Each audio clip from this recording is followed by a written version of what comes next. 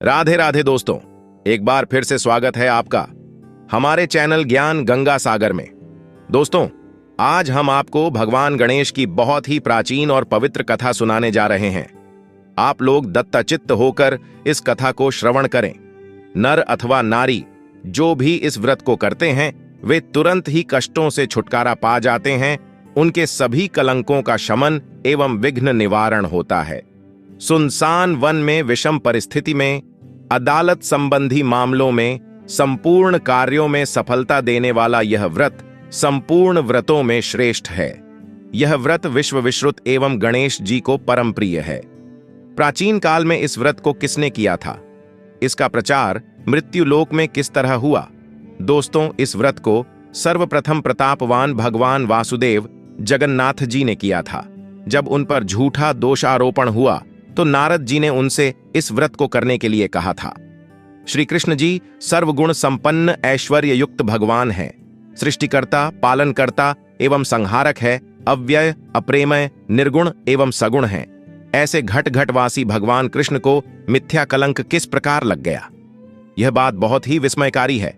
हे नंदिकेश्वर, आप इस उपाख्यान का वर्णन कीजिए। दोस्तों, पृथ्वी का भार हरण करने के लिए भगवान विष्णु और हलधर बलराम जी ने वसुदेव के पुत्र रूप में अवतार धारण किया। मगध सम्राट जरासंध के बार बार आक्रमण करने के कारण कृष्ण जी ने विश्वकर्मा द्वारा समुद्र में स्वर्ण निर्मित द्वारिकापुरी बनवाई। उस पुरी में 16,000 रानियों के लिए 16,000 सुंदर महलों को निर्मित कराया। उन रानियों के निवास के उपभोग के निमित्त पारिजात वृक्ष का आरोपण कराया। इसके अतिरिक्त 56 करोड़ यादवों के लिए 56 करोड़ भवनों की व्यवस्था की और अन्य लोगों के निवास का भी प्रबंध करवाया, जहां जनता शांतिपूर्वक बसती थी।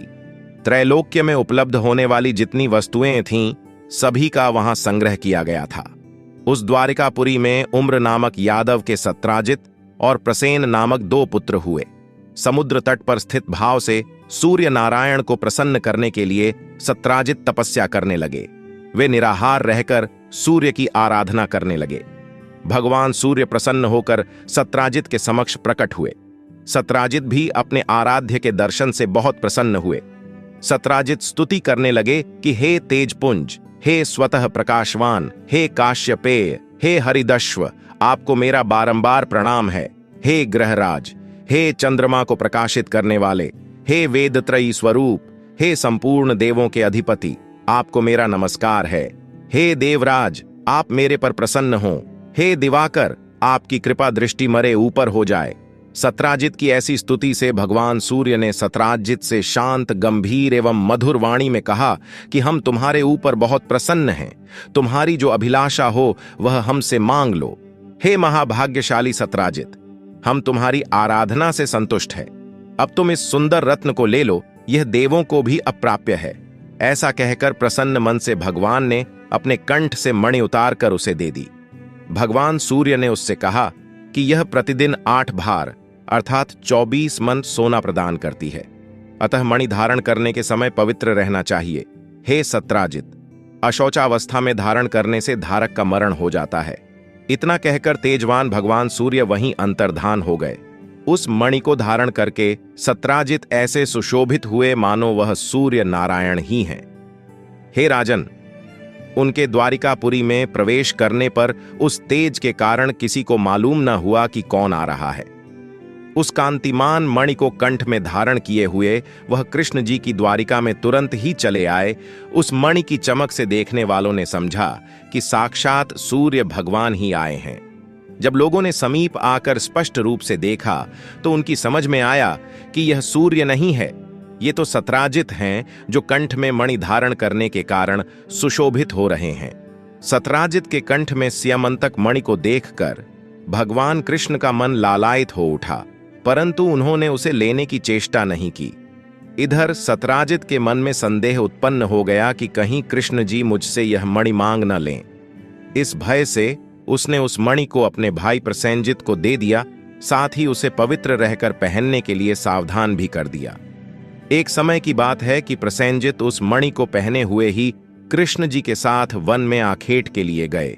अशुचिता के कारण अश्वारूढ़ प्रसेनजित को एक शेर ने मार डाला। उस सिंह को रत्न लेकर जाते देखकर जाम्बवान ने मार डाला। जाम्बवान ने उस मणि को गुफा में लाकर अपने बेटे को दे दिया। इधर श्री कृष्ण जी अपने सहयोगी शिकारियों के साथ द्वारिका में लौट आए। समस्त द्वारिका वासियों ने अकेले कृष्ण को आया देखकर ऐसा अनुमान लगाया कि मणि के लोभ में कृष्ण ने प्रसेनजित की हत्या कर डाली है। ऐसा कौन सा अधर्म है जो लोभी के लिए करणीय न हो? लोभी तो अपने गुरुजनों का भी वध कर डालता है। इसी प्रकार की चर्चा सब लोग करने लगे। झूठे दोषारोपण से कृष्ण जी के मन में बहुत ही दुख हुआ और वे किसी से बिना कुछ कहे सुने लोगों को साथ लेकर नगर से बाहर चले गए। वन में जाकर कृष्ण ने देखा कि एक स्थान पर प्रसेनजित सिंह द्वारा मृत होकर पड़े हैं। सवारी के साथ प्रसेनजित के पद चिन्हों के सहारे वहां गए जहां रक्ष ने सिंह को मारा था। रक्त बिंदु के आधार पर श्री कृष्ण उसकी गुफा में घुस गए। रक्षराज की गुफा बहुत ही भयंकर थी और उसमें गहन अंधेरा था। अतः प्रजाजनों को गुफा द्वार पर छोड़कर भगवान कृष्ण अकेले ही उसमें प्रविष्ट हो गए।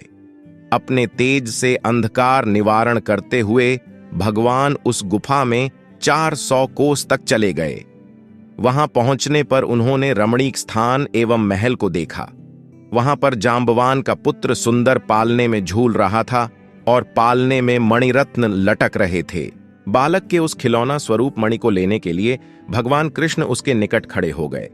रूप लावण्य से पूर्ण कमल नयनी किशोरी उस पालने को झुला रही थी। वह मंद मुस्कान भी बिखेर रही थी। ऐसी नव युवती बाला को देखकर कृष्ण जी विस्मित हो गए। वह कमलमुखी बाला धीरे धीरे कह रही थी कि लाडले, तुम क्यों रो रहे हो? देखो, प्रसेनजित को सिंह ने मार डाला और सिंह को हमारे पिताजी ने मारकर यह स्यमंतक मणि तुझे खेलने के लिए ला दी है। कमल नयन भगवान कृष्ण को देखकर वह वाला कामातुर होकर धीरे धीरे प्यार भरी बात कहने लगी कि मेरे पिता की दृष्टि पड़ने से पहले ही आप यहां से चले जाइए। यह सुनकर प्रतापवान कृष्ण जी हंसकर अपना 5 जन्य शंख बजाने लगे। उस शंखनाद से रक्षराज घबराकर उठ बैठा और उनके पास चला आया। फलस्वरूप भगवान कृष्ण और जाम्बवान में परस्पर तुमुल युद्ध होने लगा। इस दृश्य से सभी नारियां चीत्कार करने लगीं और गुफा के नागरिक आश्चर्य में पड़ गए। उधर गुफा द्वार पर कृष्ण की प्रतीक्षा कर रहे पुरजन उन्हें मृत समझकर 7वें दिन द्वारिका लौट गए। वहां पहुंचकर उन लोगों ने उनका मृतक कर्म कर डाला। इधर गुफा के अंदर भगवान कृष्ण और रक्षराज में 21 दिनों तक लगातार मल्ल युद्ध होता रहा। भगवान कृष्ण ने रक्षराज के युद्धोन्माद को क्षीण कर दिया। त्रेता युग की बातों का स्मरण कर जाम्बवान ने भगवान को पहचान लिया। जाम्बवान कहने लगे कि मैं सभी देवों, दैत्यों, यक्षों, नागों, गंधर्वों, पिशाचों और मरुदगणों से अपराजेय हैं। वे लोग मेरे पराक्रम के समक्ष नहीं टिक सकते। हे देवाधिदेव, आपने मेरे पर विजय पाई है, इससे आपका देवाधिपति होना निश्चित है। मैं समझ गया कि आप में भगवान विष्णु का तेज है, किसी अन्य में इतना बल नहीं हो सकता। जिसके किंचित कृपा कटाक्ष से चारों पदार्थ सुलभ हो जाते हैं, उसके किंचित रोष से घड़ियाल, मगरमच्छ आदि जीव व्याकुल हो गए और अथाह सागर भी विक्षुब्ध हो उठा। उस सागर ने अपनी धृष्टता के लिए क्षमा याचना की और सेना के लिए मार्ग प्रदान किया। आपने सेतु बांधकर अपने यश को उज्ज्वल किया और सैन्य दल के साल लंका पर आक्रमण करके राक्षसों का अपने बाणों द्वारा शिरच्छेदन किया। आप त्रेता युग के वही धनुर्धारी राम हैं। हे महाराज, जब जाम्बवान ने पहचान लिया तो उससे देवकी नंदन श्री कृष्ण जी कहने लगे। भगवान कृष्ण रक्षराज के मस्तक पर अपना कल्याणकारी हाथ फेरते हुए उससे प्रेम पूर्वक कहने लगे, हे रक्षराज, इस मणि के कारण मुझे झूठा कलंक लगा है। उसी कलंक के निवारणार्थ मणि प्राप्त करने के लिए मैं तुम्हारी गुफा में आया है। भगवान की बात सुनकर जाम्बवान ने प्रसन्नता पूर्वक अपनी कन्या जाम्बवती को उन्हें समर्पित करके दहेज स्वरूप मणि भी दे दी। भगवान कृष्ण ने कन्या और मणि ग्रहण कर जाम्बवान के दुर्लभ ज्ञान का उपदेश देकर जाने का विचार किया। भगवान कृष्ण के जाने से पहले जाम्बवान ने अपनी कन्या का पाणी ग्रहण उनके साथ कर दिया। जाम्बवती के साथ मणि लेकर भगवान कृष्ण प्रसन्न मन से द्वारिका आए।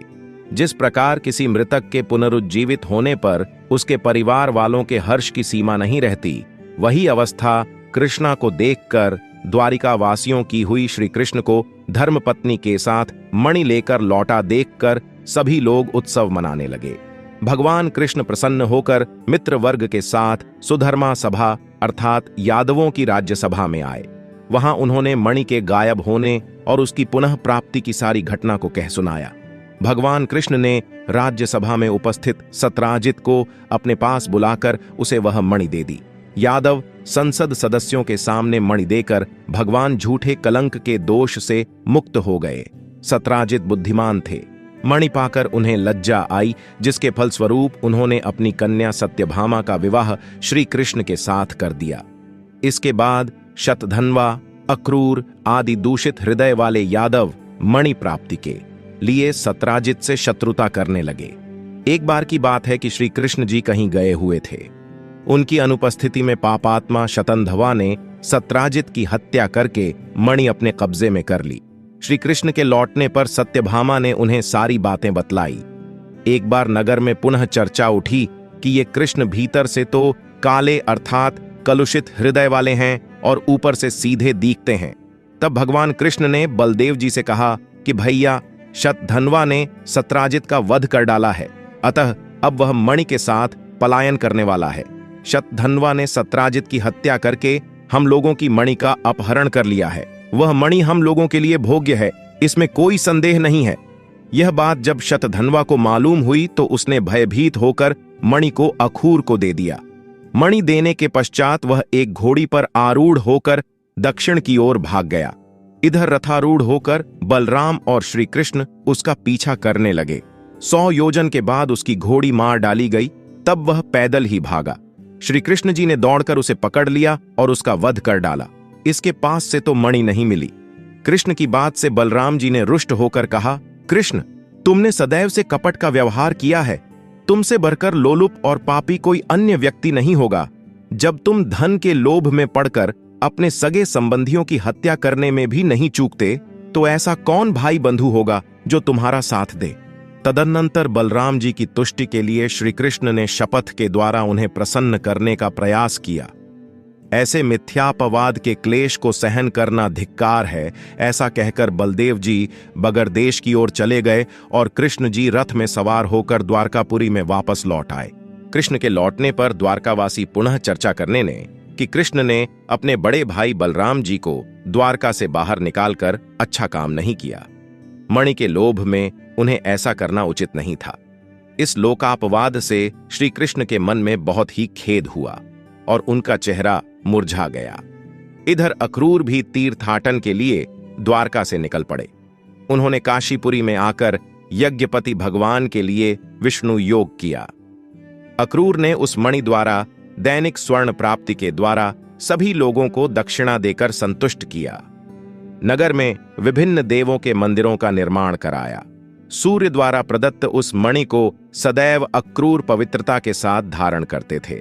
फलस्वरूप वे जहां भी रहते वहां न तो कभी अकार ही पड़ता था और न व्याधि जनित किसी रोग का ही प्रकोप होता था। भगवान कृष्ण सर्वज्ञ थे, वे सभी बातों को जानते थे। मनुष्य देहधारी होने के कारण लोकाचार के लिए मायाविष्टता में अपनी अज्ञानता प्रकट करते थे। देखो तो मणि के कारण भाई बलराम जी से विरोध हुआ। बार बार तरह तरह के अभियोग लगते रहे, अतः इतना कलंक कहां तक सहा जाए। कृष्ण जी की इस चिंतातुरावस्था में ही वहां नारद जी आ पहुंचे। भगवान द्वारा अभ्यर्थित होकर आसन पर सुखपूर्वक बैठकर मुनि कहने लगे। नारद जी ने कहा कि हे भगवान, आप खिन्न क्यों दिखाई पड़ रहे हैं? आप किस चिंता में पड़े हुए हैं? हे केशव, आप संपूर्ण वृत्तांत मुझसे कहें। श्री कृष्ण जी ने कहा कि हे देवर्षि नारद, मुझे बार बार अकारण कलंक लग रहा है, इस कारण मुझे अत्यंत पश्चाताप है। मैं आपकी शरण में हूं, आप मुझे चिंता रहित कीजिए। नारद जी ने कहा कि हे देव, आप पर लगने वाले कलंक का कारण मैं जानता हूं। आपने भादों सुदी चतुर्थी को चंद्र दर्शन किया है, इसीलिए आपको बार बार कलंकित होना पड़ रहा है। नारद जी की बात सुनकर भगवान कृष्ण सारगर्भित वाणी में कहने लगे कि हे देवर्षि नारद जी, चतुर्थी के चंद्र दर्शन से कैसे दोष लगता है, जबकि द्वितीया के चांद का लोग दर्शन करते हैं और उसका सुंदर फलम पाते हैं। नारद जी ने कहा कि स्वयं गणेश जी ने दर्शनीय रूप वाले अर्थात सुंदरतम रूप पर गर्व करने वाले चंद्रमा को श्राप दिया है कि आज के दिन जो लोग तुम्हारे दर्शन करेंगे, समाज में उन्हें व्यर्थ ही निंदा का पात्र होना पड़ेगा। श्री कृष्ण जी ने पूछा कि हे मुनिवर, अमृत की वृष्टि करने वाले चंद्रमा को गणेश जी ने क्यों शाप दिया? आप सर्वोत्तम उपाख्यान का विस्तृत वर्णन कीजिए। नारद जी ने उत्तर दिया कि प्राचीन काल में ब्रह्मा, विष्णु और शिव ने मिलकर गणेश जी को अष्ट सिद्धि तथा नवनिधि को पत्नी स्वरूप प्रदान किया। तदनंतर शास्त्रोक्त विधि से गणेश जी की पूजा करके उन्हें संपूर्ण देवों में अग्रणी बनाकर प्रजापति ब्रह्मा जी उनकी स्तुति करने लगे। ब्रह्मा जी ने कहा कि हे हाथी सदृश मुख वाले, हे गणपति, हे लंबोदर, हे वरदायक, हे समस्त विद्याओं के अधिपति, हे देवताओं के अधिनायक, हे सृष्टिकर्ता, पालक एवं संहार करता, गणेश जी, जो लोग भक्तिपूर्वक आपको लड्डू बढ़ाकर पूजन करेंगे उनके सभी विघ्न दूर हो जाएंगे और दुर्लभ सिद्धि प्राप्त होगी, इसमें संशय नहीं। जो देवता या दानव आपकी पूजा किए बिना सफलता की कामना करते हैं, उन्हें अरबों कल्प तक भी सिद्ध नहीं मिलती। हे गणाध्यक्ष, आपके कृपा कटाक्ष के बल पर सदा विष्णु पालन करते हैं तथा शिव जी संहार करते हैं। ऐसी स्थिति में मेरी सामर्थ्य नहीं है जो मैं आपकी स्तुति कर सकूं। ब्रह्मा जी के मुख से ऐसी स्तुति सुनकर गणेश जी ने विश्व के अधिपति ब्रह्मा जी से प्रेम पूर्वक कहा। गणेश जी ने कहा कि हे जगत के रचयिता ब्रह्मा जी, मैं आपकी भक्तिपूर्ण निश्चल स्तुति से अत्यंत प्रसन्न हूं। आपकी जो इच्छा हो मुझसे वर के रूप में मांग लीजिए, मैं उसे पूर्ण करूंगा। ब्रह्मा जी ने कहा कि हे प्रभु, सृष्टि के रचना काल में मुझे किसी प्रकार की बाधा न हो। यह सुनकर गणेश जी ने प्रसन्न मन से मुस्कुराते हुए कहा, ऐसा ही होगा, अर्थात आपका कार्य निर्विघ्न रूप से चलता रहेगा। ब्रह्मा जी अभीष्ट वरदान पाकर अपने लोक को चले गए। इधर स्वेच्छा से भ्रमण करने वाले गणेश जी ने सत्यलोक से चलकर अपना अद्वितीय स्वरूप धारण किया। आकाश मार्ग से चंद्रलोक में जा पहुंचे। रूपशाली चंद्रमा ने गणेश जी के ऐसे हास्य योग्य स्वरूप को देखा जिसमें उनकी लंबी सैंड, सूप के समान कान, लंबे दांत, भारी भरकम तोंदीला पेट और चूहे के वाहन पर आसीन है। ऐसे विस्मयकारी रूप को देखने से रूप गर्वित चंद्रमा को हंसी आ गई। चंद्रमा के हंसने से गणेश जी कुपित हो गए। उनकी आंखें क्रोध से लाल हो गईं। उन्होंने चंद्रमा को शाप दिया कि तुम दर्शनीय एवं सुंदर रूप वाले मुझको देखकर हंस रहे हो। गणेश जी ने कहा कि चंद्रमा, तुम मददर्पित हो रहे हो। इसका फल तुम्हें बहुत जल्द भोगना होगा। आज से शुक्ल चतुर्थी के दिन कोई भी व्यक्ति तुम्हारे पापी मुंह को नहीं देखेगा। जो व्यक्ति भूल से भी तुम्हारे मुख को देख लेगा उसे अवश्य कलंकित होना पड़ेगा। नारद जी कहते हैं कि हे कृष्ण जी, ऐसा भीषण शाप सुनकर विश्व में हाहाकार मच गया और चंद्रमा का मुख मलिन हो गया तथा वे जल में प्रविष्ट हो गए। उसी दिन से चंद्रमा अपना स्थान जल में बनाकर रहने लगे। इधर देवता, आर्षे और गंधर्वों को बड़ी निराशा हुई और वे सब दुखी होकर देवराज इंद्र के नेतृत्व में पितामह ब्रह्मा जी के लोक में गए। ब्रह्मा जी का दर्शन करने के बाद उन लोगों ने चंद्रमा के वृत्तांत का वर्णन कर दिया कि आज गणेश जी ने चंद्रमा को शाप दे दिया है। तब ब्रह्मा जी ने सोचकर उन देवताओं से कहा कि हे देवताओं, गणेश जी के शाप को कोई काट नहीं सकता है। न तो मैं ही काट सकता हूं और न विष्णु। इंद्रादि देवता ही ऐसा निश्चय जानिए। इसलिए हे देवों, आप उन्हीं की शरण में जाएं। वे ही चंद्रमा को शाप मुक्त कर सकते हैं। देवताओं ने पूछा कि हे पितामह, हे अतीव बुद्धिशाली हे प्रभु, किस उपाय से गजानन प्रसन्न होकर वर देंगे? आप उसी उपाय को बतलाइए। ब्रह्मा जी ने कहा कि गणेश जी का पूजन विशेषतया कृष्ण चतुर्थी को रात्रि में यत्न पूर्वक करना चाहिए। शुद्ध घी में उन्हें मालपुआ, लड्डू आदि बनाकर भोग लगाना चाहिए। स्वयं भी इच्छा पूर्वक मिष्ठान्न, हलवा, पूरी, खीर आदि का भोग लगाकर प्रसाद ग्रहण करना चाहिए। ब्राह्मणों को दान स्वरूप गणेश जी की स्वर्ण प्रतिमा देनी चाहिए। शक्ति के अनुसार दक्षिणा दें। धन रहते हुए कृपणता नहीं करनी चाहिए। पूजन व्रतादि की विधि जानकर सब देवताओं ने देवगुरु बृहस्पति को भेजा और उन्होंने चंद्रमा के पास जाकर ब्रह्मा जी की बताई हुई विधि सुनाई। चंद्रमा ने ब्रह्मा जी की बताई हुई विधि के द्वारा गणेश जी का व्रत एवं पूजन किया, जिसके फलस्वरूप प्रसन्न होकर भगवान गणेश जी प्रसन्न हो गए। अपने सम्मुख गणेश जी को कीड़ा करते हुए देखकर चंद्रदेव उनकी स्तुति करने लगे। चंद्रमा ने कहा है, विभो, आप समस्त कारणों में आदि कारण, आप सर्वज्ञ एवं सबके जानने योग्य हैं। आप मुझ पर प्रसन्न होइए। हे देवाधिपति, हे जगन्निवास, हे लंबोदर, हे वक्रतुंड, हे गणेश जी, हे ब्रह्मा विष्णु से पूजित, मैंने गर्व के कारण आपका उपहास किया था, उसके लिए मैं आपसे क्षमा प्रार्थी हूं। आप मुझ पर प्रसन्न होइए। हे गणेश जी, जो आपकी पूजा न करके अर्थ सिद्धि की इच्छा रखते हैं, वे वास्तव में मूर्ख और संसार में अभागे हैं। मुझे अब आपके संपूर्ण प्रभाव का ज्ञान हो गया है। जो पापात्मा आपकी पूजा से विमुख रहते हैं, उन्हें नरक में भी स्थान नहीं मिलता। चंद्रमा द्वारा ऐसी स्तुति सुनकर गणेश जी हंसते हुए मेघ के समान गुरु गर्जना में बोले। गणेश जी ने कहा कि हे चंद्रमा, मैं तुम्हारे ऊपर प्रसन्न हूं। तुम्हारी जो इच्छा हो वह तुम मुझसे वरदान के रूप में मांग लो, मैं तुम्हें देने के लिए एक तैयार हूं। चंद्रमा ने कहा कि मेरा दर्शन सभी लोग पुनः पूर्ववत करने लगे। चंद्रमा ने कहा कि हे गणेश्वर, आपकी कृपा से मेरे पाप शाप दूर हो जाएं। यह सुनकर गणेश जी ने कहा कि हे चंद्र, मैं तुम्हें इसके बदले दूसरा वरदान दे सकता हूं, किंतु यह नहीं दे सकता। विघ्नेश्वर गणेश जी के ऐसे वचन को सुनकर ब्रह्मादि देवगण अत्यंत भयभीत होकर भक्तवत्सल गणेश जी की प्रार्थना करने लगे। देवता लोग निवेदन करने लगे कि हे देवाधिदेव, आप चंद्रमा को शाप मुक्त कर दें, यही वरदान हम सभी आपसे चाहते हैं। आप ब्रह्मा जी के बड़प्पन का विचार कर चंद्रमा को शापा मुक्त कर दें। देवताओं की बात सुनकर गणेश जी ने बड़े ही आदर के साथ कहा कि आप लोग मेरे भक्त हैं, अतः मैं आप लोगों को अभीष्ट वर प्रदान करता हूं। गणेश जी ने कहा कि जो लोग भादों सुदी चौथ को चंद्रमा का दर्शन करेंगे, उन्हें मिथ्या कलंक तो अवश्य ही लगेगा, इसमें कोई भी संदेह नहीं है।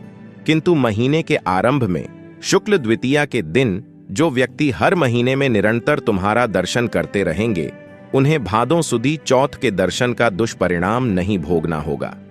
नारद जी कहते हैं कि हे कृष्ण, तभी से द्वितीया के दिन सब लोग आदर पूर्वक चंद्र दर्शन करने लगे।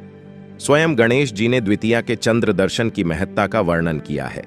किंतु दूज के चंद्रमा का दर्शन करने वाले जो पापात्मा भाद्र शुक्ल चतुर्थी को तुम्हारा दर्शन करेंगे, उन्हें 1 वर्ष के भीतर ही मिथ्या कलंक का भागी होना पड़ेगा। इसके पश्चात चंद्रमा ने गणेश जी से पुनः पूछा कि यदि ऐसी घटना घटित हो जाए तो हे देवाधिपति, आप किस उपाय से प्रसन्न होंगे, यह बताने की कृपा कीजिए।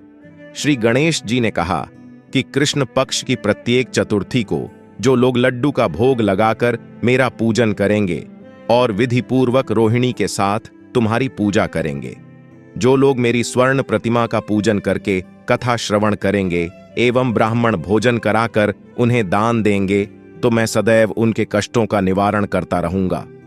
यदि स्वर्ण प्रतिमा निर्मित कराने की क्षमता न हो, तो मिट्टी की प्रतिमा का विविध सुगंधित फूलों से मेरी पूजा करें।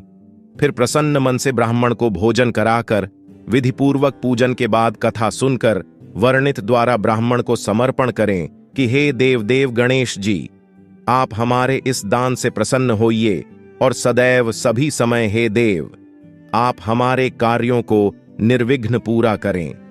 आप सम्मान, उन्नति, धन धान्य, पुत्र पौत्रादि देते रहें। हमारे वंश में विद्वान, गुणी और आपके भक्त पुत्र उत्पन्न होते रहे। तदनंतर ब्राह्मण को यथाशक्ति दान की दक्षिणा दें।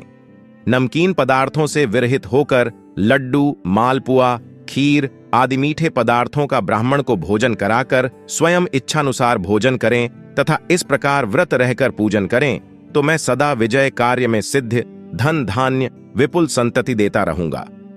इस प्रकार कहकर सिद्ध विनायक गणेश जी अंतर्धान हो नारद जी ने कहा कि हे कृष्ण जी, आप भी इस व्रत को कीजिए, आपका कलंक छूट जाएगा। तब नारद जी के आदेशानुसार भगवान कृष्ण ने अनुष्ठान किया। इस प्रकार करने से श्री कृष्ण कलंक से हो गए मुक्त। नारद जी कहते हैं कि जो कोई आपके स्यमंतक मणि के उपाख्यान को सुनेंगे, चंद्रमा के चरित्र का कथानक सुनेंगे, उन्हें भाद्र शुक्ल चतुर्थी के चंद्र दर्शन का दोष नहीं लगेगा। जब भी मानसिक संकट या किसी तरह का संशय उत्पन्न हो, चंद्रमा का दर्शन भूल से हो जाए तो उसके निमित्त इस कथा को सुनना चाहिए। ऐसा देवताओं ने वर्णन किया है कि कृष्ण जी ने गणेश जी की आराधना करके व्रत और पूजन से उन्हें प्रसन्न किया। अतः मनुष्यों को चाहिए कि इस क्लेशापहारक कथा को अवश्य ही सुने। नर अथवा नारी पर किसी प्रकार का संकट आने पर इस व्रत के करने से उनके सभी मनोरथ सिद्ध होते हैं। विघ्न विनाशक गणेश जी की प्रसन्नता से मनुष्य को संसार में सभी पदार्थ सुलभ हो जाते हैं। तो दोस्तों, आज की वीडियो अच्छी लगी हो तो वीडियो को एक लाइक और हमारे चैनल को सब्सक्राइब जरूर कर देना। राधे राधे दोस्तों, धन्यवाद।